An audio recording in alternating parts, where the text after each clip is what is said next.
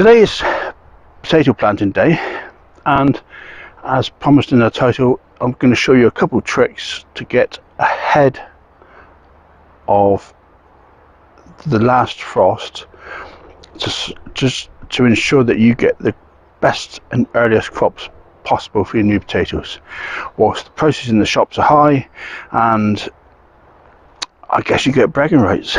It's not all about what everybody else wants to do, it's about what you want to do. But let's just show you, and you can decide what you want to do. This applies to diggers, to no diggers, to double diggers, any type of garden you like. This technique applies to. Right, and so first of all, there's chitting. That is growing sprouts out of the potato in the cool, sunlit place in your house or shed to encourage strong, small sprouts. This is old traditional advice, you don't have to do it, but I've been listening to master farms who produce a fair portion of the Jersey rows in Jersey, and they always chit all the potatoes on a farm scale, and they get the earliest potatoes going. The gentleman there, the very experienced potato grower, reckons you basically gain a week. Well, a week's good enough for me. You don't have to chit them. If you don't want to, don't chit them. There has been a bit of advice circulating in the last couple of years that you don't need to chit potatoes. Absolutely true. But gaining a week on new potatoes, I think is worth it. And also, to be honest with you, it gives me something to do in January, which I'm desperate to do some gardening, and setting these out to chit is wonderful. It's one small task in a very dreary month, and I'll do it for that one reason alone. Right, the next reason, as you'll see me do in a minute, is covering with black plastic. Now then, what does black plastic do? It does two things. The first thing it does is it traps warmer air in the soil, it warms the soil a little bit, it keeps the tubers marginally warmer. Marginally. The temperature does drop overnight, but it helps trap a little bit of temperature into the soil, getting the potatoes growing earlier. The second thing it does is it will protect from a couple of degrees of frost. So for the first 2 weeks of the potato's life, it will be protected against the vagrancies of a late frost. A couple of degrees, anything more and you're starting to risk it. But again, it won't kill the whole potato, because that will be beneath the compost in your soil, or in the soil, whichever you prefer to do. And that will gain you another couple of weeks. This table shows the historical coldest temperatures by year, and if we focus in on March, you can see there's very few dates well below zero. This method is intended to protect against those frosts, and then later on a cloche goes over to protect against the odd temperatures in April and May.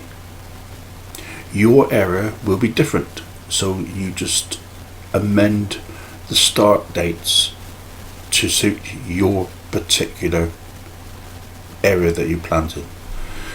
This is suitable for mine, and it could have gone in even earlier. So planting out potatoes into freshly laid compost, not into the soil. If you were digging, of course, you'd be planting them into the soil, but I'm a no digger, so this is what I do. Then covering compost. If you were a digger, you'd be covering with soil. Same basic strategy. Using beds, you tend to do things slightly different, in as much as the spacing is all a bit weird. I could go into that another day if desirable. And the idea is basically covering up the tubers just like you would do normally, no difference whatsoever.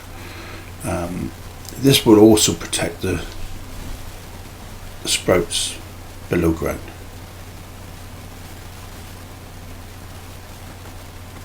This particular compost is quite rough, fine for potatoes. You don't really want to be using your best compost for this particular task.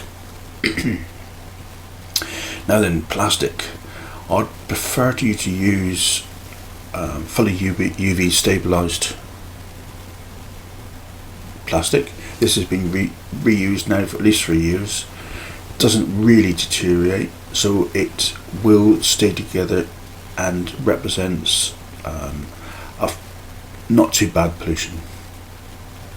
Make sure it's weighed down well. You don't want the cold air blowing through it, so this particular upper area has got to be just stretched out and another weights added to it, and this will keep your potatoes nice and safe for 2 weeks until the sprouts start to emerge.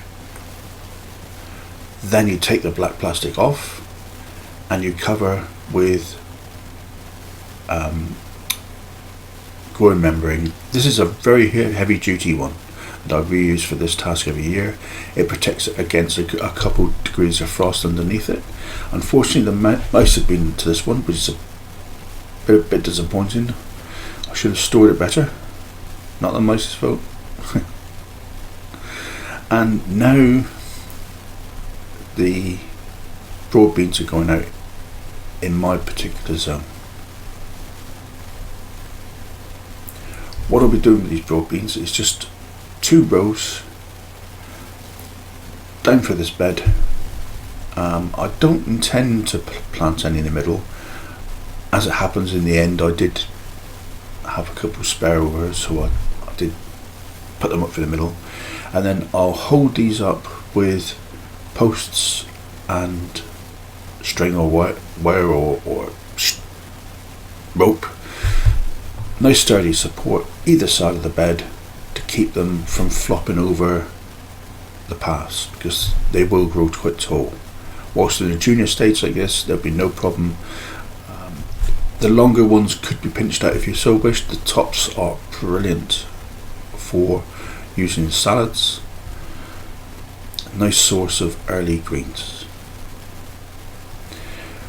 I have planted these in the dibber, popped them in, and then all I'm doing here is just quickly firming down the roots with a little gentle press. Nothing too serious.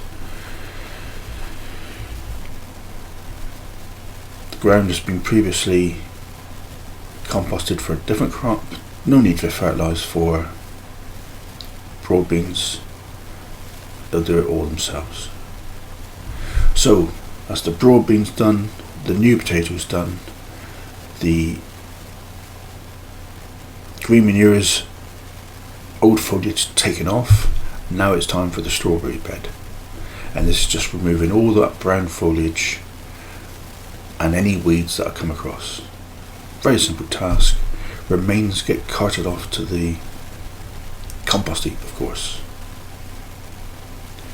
And all I'm doing here is replacing just a small amount of fresh compost on the top, just to help any roots I've exposed and add a tiny bit of nutrition. They don't really need it because there's enough in the ground already. And this is the finished bed. A little bit wonky, not exactly straight lines, but there we are. Yeah, my neighbours are gone now, so I can actually show my face on the camera again and talk. Never believed I was shy, did I? Anyway, there we are.